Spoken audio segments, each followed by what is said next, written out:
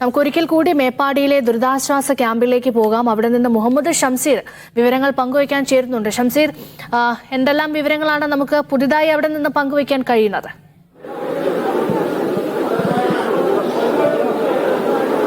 Reshma, പുതുപ്പാടിയിലെ government higher secondary സ്കൂളിൽ പ്രവർത്തിക്കുന്ന ദുരിതാശ്വാസ ക്യാമ്പിലാണ് ഞാനിപ്പോൾ നിൽക്കുന്നത്. ഇവിടെ 560-ലേറെ പേർ ഈ ക്യാമ്പിൽ നിൽക്കുന്നുണ്ട്. പലരും അവരുടെ വീടുകൾ പൂർണ്ണമായി നഷ്ടപ്പെട്ടവരും ഉറ്റവരെ നഷ്ടപ്പെട്ടവരും ഒക്കെയാണ്. പലരുടെയും മൃതദേഹങ്ങൾ പോലും കണ്ടെത്തിയിട്ടില്ല. അവർ എവിടെയെന്ന് പോലും അറിയാത്ത അവസ്ഥയിലാണ് ഇവിടെയുള്ള കൂടുതൽ ആളുകളും എന്നുള്ളതാണ് ഏറ്റവും സങ്കടകരമായ കാര്യം. നമുക്ക് അവരോട് സംസാരിക്കുമ്പോൾ തന്നെ വല്ലാത്ത പ്രയാസവും സങ്കടവും ഒക്കെ നമ്മളിലേക്ക് കൂടി പടരുന്ന ഒരു സാഹചര്യം ഇവിടെയുണ്ട്. മുണ്ടക്കയിൽ നിന്ന് സാഹസികമായും ആ അപകട സമയത്തും മനോധൈര്യം കൈവിടാതെയും രക്ഷപ്പെട്ട നിരവധി ആളുകൾ കൂടി ഈ ദുരിതാശ്വാസ ക്യാമ്പിലുണ്ട്. ആ നിമിഷം സംയോജിതമായി ഇടപെട്ടത് കൊണ്ട് മാത്രമാണ് അവരൊക്കെ രക്ഷപ്പെട്ടത്. അവരുടെ വീടുകളൊക്കെ ഇപ്പോൾ പൂർണ്ണമായും നശിച്ചിരിക്കുന്ന അവസ്ഥ കൂടിയാണ്. ഇപ്പോൾ ഒരു ചേട്ടൻ എന്നോടൊപ്പം ചേരുകയാണ്. പേര് സൈദലവി എന്നാണ്. കുഞ്ഞലവി. മുണ്ടക്കൈയാണോ വീട്? മുണ്ടക്കൈ കോട്ടേഴ്സിലാണ് താമസിച്ചിരുന്നു ഞങ്ങള്. അപ്പൊ ഞാൻ ഭക്ഷണം കഴിച്ച് ഉറങ്ങുകയായിരുന്നു. അപ്പൊ എന്റെ ഭാര്യ ഉറങ്ങാൻ താമസിച്ചുകൊണ്ട് അടുക്കളയിൽ കൂടി വെള്ളം കയറി വരുന്ന അറിഞ്ഞു.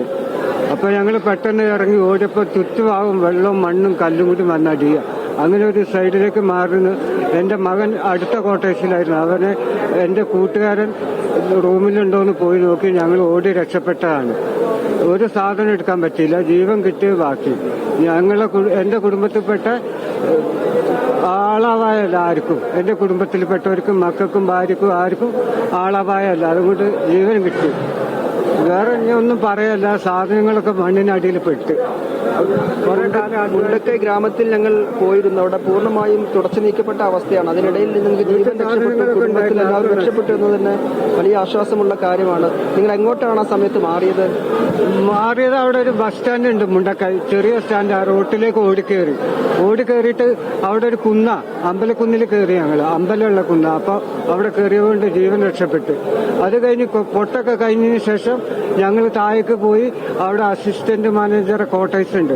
ആ ക്വാർട്ടേഴ്സിൽ നിന്ന് കുറെ നേരം, ഒരു 2, 3, 3:30, 4 മണിയായപ്പോൾ അവര് അവിടെ പാലം പോയതുകൊണ്ട് പിന്നെ സൈനികരും രക്ഷാപ്രവർത്തകരും എല്ലാരും കൂടി മരം കൊണ്ട് പാലുണ്ടാക്കി അതിമക്കൂടി വടം പിടിച്ച് കടത്തി വിട്ടു ഇപ്പുറത്തേക്ക്.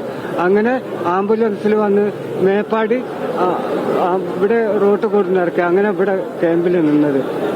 തീർച്ചയായും രേഷ്മ, നമുക്കറിയാവുന്ന പോലെ തന്നെ മുണ്ടക്കൈ ഗ്രാമം അതുപോലെ നാമാവശേഷമായിരിക്കുന്ന ഒരു സ്ഥിതിവിശേഷമാണ് നിലവിലുള്ളത്. അവിടെ അങ്ങനെയൊരു ജനവാസ മേഖല ഉണ്ടായിരുന്നു എന്ന് പോലും നമുക്ക് സംശയം തോന്നുന്ന നിലയിലേക്ക് ആ ഗ്രാമമാകെ മാറിപ്പോയിട്ടുണ്ട്. അതിനിടയിലാണ് ആ സമയം, ആദ്യത്തെ ഉരുൾപൊട്ടലുണ്ടായ സമയം തന്നെ മനോധൈര്യം കൈവിടാതെ പ്രവർത്തിച്ചത് കൊണ്ട് മാത്രം, സുരക്ഷിതമായ സ്ഥലത്തേക്ക് മാറിയത് കൊണ്ട് മാത്രം ഇന്ന് ജീവനോടെ ഇരിക്കുന്ന ആളുകളാണ് ഇവരെല്ലാം. പല വീടുകളും പൂർണ്ണമായി ഒലിച്ചു പോവുകയും ആളുകളെല്ലാം തന്നെ അതേപടി വീടിനകത്ത് കുടുങ്ങിപ്പോവുകയും ഒക്കെ ചെയ്യുന്ന കാഴ്ചകളും അനുഭവങ്ങളും കഥകളും ഒക്കെ നമ്മൾ കണ്ടതാണ്, കേട്ടതാണ്. അതിനിടയിൽ നിന്ന് ഭാഗ്യത്തിന് മാത്രം രക്ഷപ്പെട്ട ആളുകൾ ഇവിടെ ദുരിതാശ്വാസ ക്യാമ്പിൽ നിൽക്കുകയാണ്. ജീവൻ തന്നെ തിരിച്ചു കിട്ടിയത് വലിയ ആശ്വാസമായി അവർ പങ്കുവെക്കുക കൂടിയാണ്. ആ നിലയ്ക്കാണ് ഇവിടെയുള്ള കാഴ്ചകളും അനുഭവങ്ങളും ഒക്കെ ഉള്ളത്. മാത്രമല്ല, ഈ ക്യാമ്പിൽ നിലവിൽ കാര്യങ്ങളൊക്കെ സ്മൂത്തായി തന്നെ ക്യാമ്പിലെ കാര്യങ്ങൾ പോകുന്നുണ്ട്. ഭക്ഷണവും മറ്റു അടിസ്ഥാന ആവശ്യങ്ങളെല്ലാം തന്നെ നിറവേറ്റുന്ന കാര്യത്തിൽ കാര്യങ്ങൾ നല്ല രീതിയിൽ തന്നെ പോകുന്നുണ്ട്. അതേസമയം തന്നെ സന്നദ്ധ സംഘടനകളൊക്കെ അവർക്ക് സഹായങ്ങൾ, അവശ്യ സാധനങ്ങൾ എത്തിക്കാൻ വേണ്ട കാര്യങ്ങൾ ചെയ്യുമ്പോൾ അത് കൺട്രോൾ റൂമുമായി സഹകരിച്ചുകൊണ്ട്, അതായത് വയനാട് ജില്ലയിലെ കളക്ടറേറ്റിൽ പ്രവർത്തിക്കുന്ന കൺട്രോൾ റൂമുമായി സഹകരിച്ച് വേണം ചെയ്യാൻ എന്നുള്ള നിർദ്ദേശം കൂടി നമുക്ക് ലഭിക്കുന്നുണ്ട്. അത് സന്നദ്ധ സംഘടനകളും അതുപോലെ തന്നെ വ്യക്തികളും ഒക്കെ ശ്രദ്ധിച്ചാൽ ഇവർക്ക് കൂടുതൽ സഹായം എത്താൻ അതായിരിക്കും നല്ലത് എന്ന് കൂടി നമ്മൾ മനസ്സിലാക്കണം. കഴിഞ്ഞ ലൈവിൽ നമുക്ക് പൂർത്തീകരിക്കാൻ പറ്റാതെ പോയ ഒരു കാഴ്ച കൂടി ഒന്ന് പ്രേക്ഷകരിലേക്ക് കാണിക്കാം.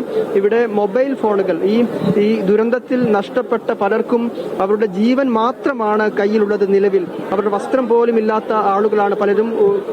ഉടുത്തിരുന്ന തുണിക്കപ്പുറത്തേക്ക് മറ്റൊന്നും ബാക്കിയില്ലാത്ത ആളുകളാണ് മിക്കവരും. അവർക്ക് പുറം ലോകവുമായി, അവരുടെ ബന്ധുക്കൾ ബന്ധുക്കളുമായൊക്കെ മാനസികമായ പ്രശ്നങ്ങൾ കൂടി ഇവർക്ക് അനുഭവിക്കുന്നുണ്ട്, വല്ലാത്ത പ്രയാസം അനുഭവിക്കുന്നുണ്ട്. ഈ ദുരിതാശ്വാസ ക്യാമ്പിൽ അപ്പുറത്തും ഇപ്പുറത്തും ഉള്ളവരൊക്കെ ഇതുപോലെ അവരുടെ ഉറ്റവരെയും ഉടയവരെയൊക്കെ നഷ്ടപ്പെട്ട കഥകൾ മാത്രമാണ് പരസ്പരം സംസാരിക്കുന്നത്. ഈ നാടിന് പുറത്ത് ഉള്ള ബന്ധുക്കളും അവരുടെ ഏറ്റവും പ്രിയപ്പെട്ടവരൊക്കെ ഉണ്ട്. അപ്പോൾ പുറം ലോകവുമായി കണക്ട് ചെയ്യാൻ വേണ്ടി അവർക്ക് ഏറ്റവും ആവശ്യമുള്ള മൊബൈൽ ഫോൺ കൂടി ഈ ദുരിതാശ്വാസ ക്യാമ്പിൽ എത്തിക്കുന്നുണ്ട് എന്നത് കൂടി ഞാൻ പ്രത്യേകമായി പറയട്ടെ. തീർച്ചയായും ഷംസീർ പറഞ്ഞതുപോലെ ദുരന്തമുഖത്തെ നന്മയുടെ കാഴ്ചകൾ കൂടിയാണ് നമ്മൾ കണ്ടുകൊണ്ടിരിക്കുന്നത്. ഒരുമയുടെ അതിജീവനത്തിന്റെ മഹാമാതൃക മലയാളികൾ ഒരിക്കൽ കൂടി കാട്ടുകയാണ്. ദുരന്തമുഖത്ത് വീണ്ടും മലയാളിയുടെ സ്നേഹമാതൃക നമ്മൾ കാണുകയാണ്. അത് പല വിധത്തിലാണ്. പൊന്നുപോലെ നോക്കാം മിനിസ്റ്ററെ, അനാഥരായ കുഞ്ഞുങ്ങളെ ഞങ്ങൾക്ക് തരൂ എന്ന് പറയുന്ന മനുഷ്യരെ നമ്മൾ സമൂഹ മാധ്യമങ്ങളിൽ കാണുന്നു. മന്ത്രി വീണ ജോർജിന്റെ ഫേസ്ബുക്ക് പോസ്റ്റിന് താഴെ ഒരുപാട് കമന്റുകൾ വരുന്നു. അതേപോലെ കുഞ്ഞുങ്ങൾക്ക് മുലപ്പാൽ കൊടുക്കാൻ തയ്യാറാണ് എന്ന് പറഞ്ഞ് വന്ന ഒരു അമ്മയെ കാണുന്നു.